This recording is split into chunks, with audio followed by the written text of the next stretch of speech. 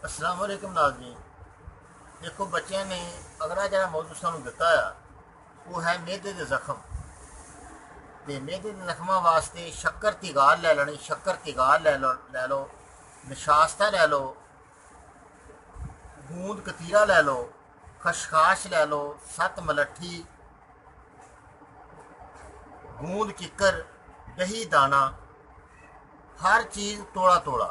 ते बदाम लै लो 200 ग्राम, गिरियां बदामां दी 200 ग्राम लैके बरीक करके बराबर वजन चीनी पा लो। ठीक है जी, बराबर कुल दवाई के बराबर वजन चीनी पा के बरीक कर लो।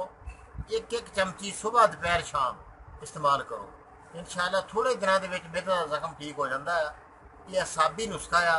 मूली, गाजर, शलजम, खीर, बर्फी, बैकरी, कद्दू, पेठा, टींडा, यह चीज़ा जियां ज़्यादा इस्तेमाल की जाए। ठीक है, स्पाइसी चीज़ा मसलन तली हुई मच्छी, ते तले पकौड़े, समोसे, फास्ट फूड जोड़ा है घट करता जाए या ना ही खाता जाए तो बेहतर।